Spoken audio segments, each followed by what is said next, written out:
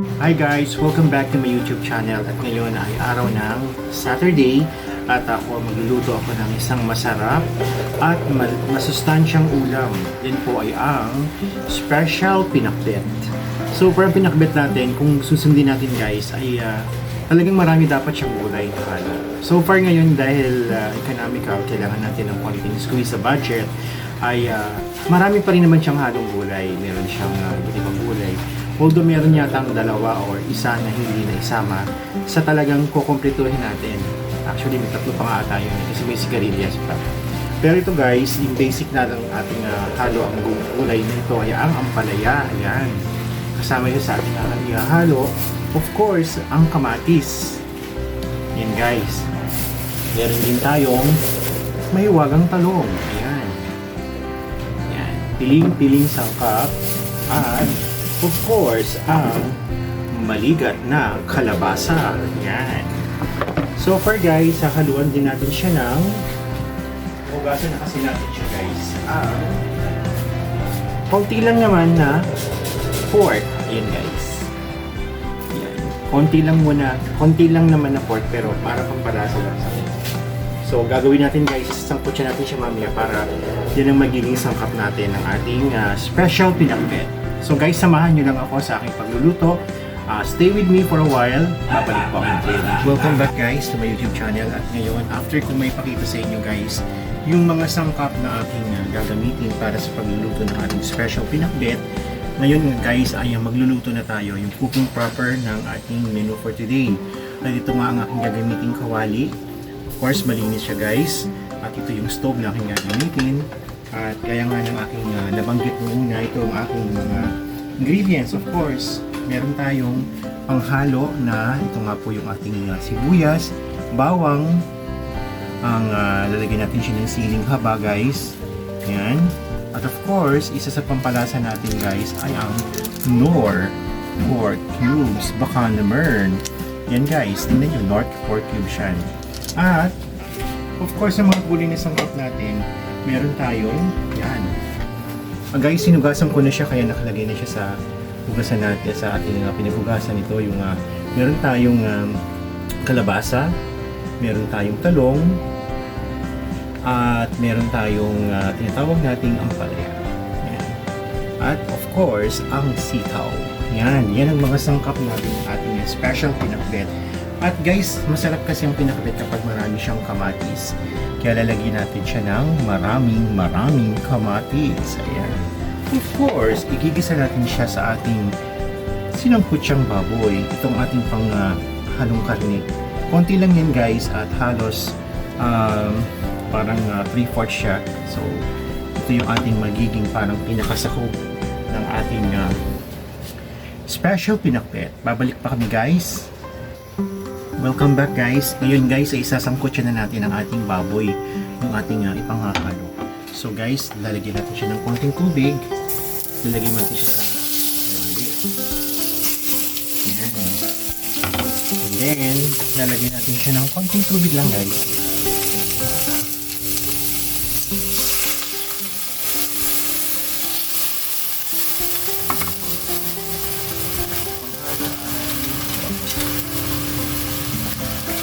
Kasi guys, mainit yung kawali natin kaya kailangan natin ng pot holder.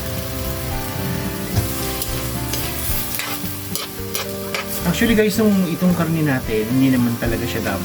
Kahit hindi mo na siya isangkot siya ng matagal or kuluan ng matagal dahil ito po ay kasim. So alam na ng mga kabayan po natin yung kasim. Pagkakasim po kasi ay malambot na part siya ng baboy. So hindi niya na kailangan pang pakuluan ng matagal. Yan. Medyo tatakpan natin siya guys para masangkot ko talaga siya. Kaya malinis naman yung ating cover. Nilagyan natin siya ng konting cover para yan.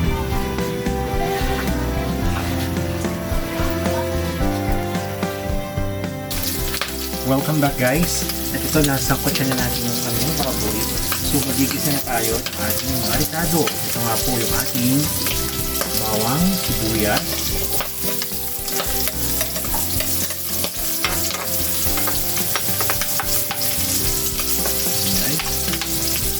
laban ng ating Ayan, yan. Ito. Of course, ang ating bawang.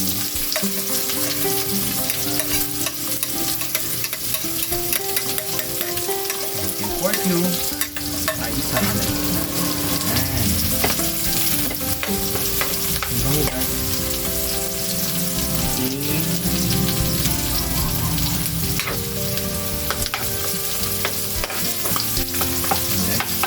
Maamoy nyo lang guys, napakabango ng ating ginisa sigurado.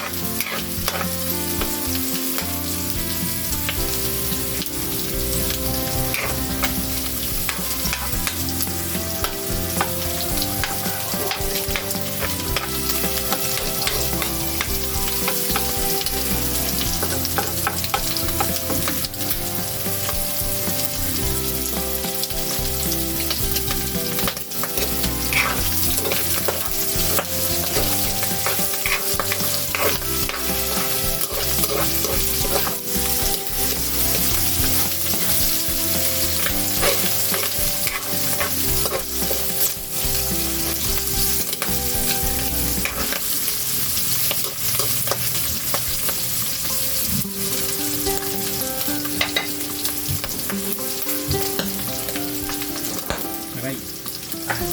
Yan.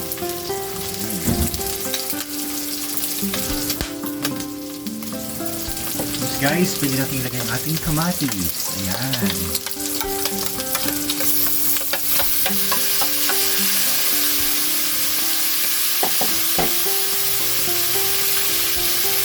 Guys, yung pag-ibigay ng kamatis natin, kaya taliban natin siya na yung halos maghiwalay yung buto yung sa balat.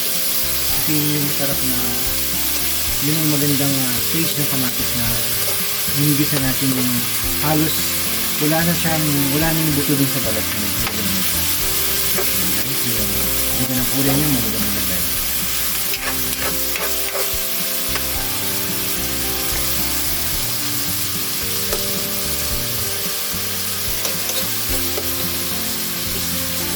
Let it simmer for a while guys.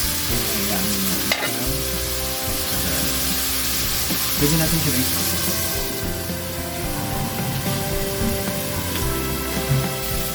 Yan guys, okay na ang ating sinangkutsang baboy with yung bawang sibuyas kamatis at ilalagay na po natin ang kanyang gulay guys. Yan, ang kanyang mga gulay at mahugatan na po siya. So ilalagay natin siya ngayon sa ating ulam.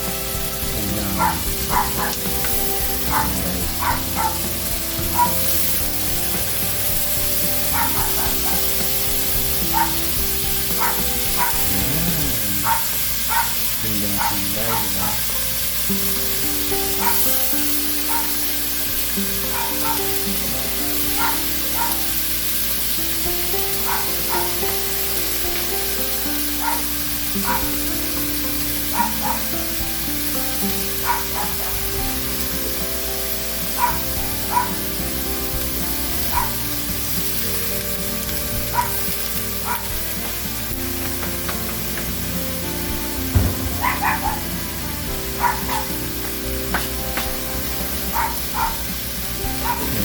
Ayusin lang natin guys yung gulay natin para matakpan natin siya.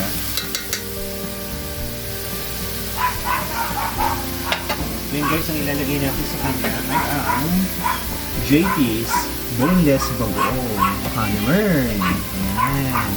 Boneless bagoong guys.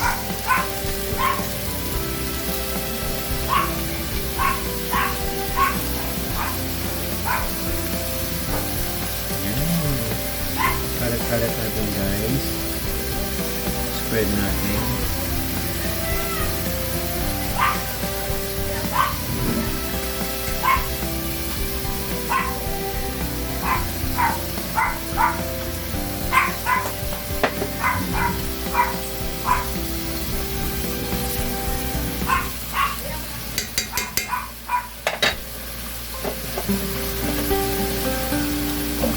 Tatakpan din natin siya guys.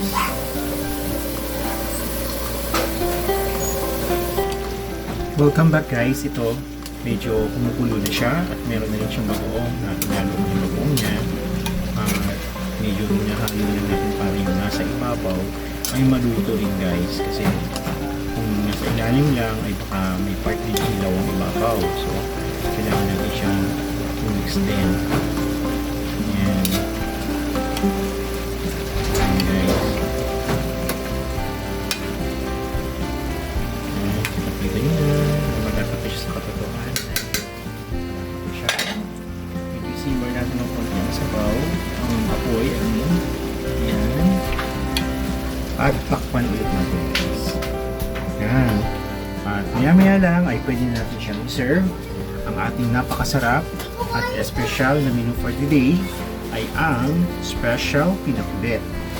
So, sustansya guys dahil talagang gulay naman dyan guys. At meron tayong hinalong konting karne para magkaroon ng twist ng konting pork.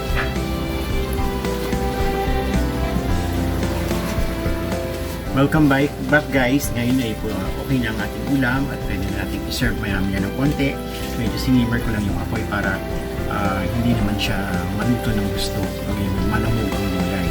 So kung bago ka pa lang sa aking YouTube channel, don't forget to like and subscribe ng aking YouTube channel ay ang @ElmerDG.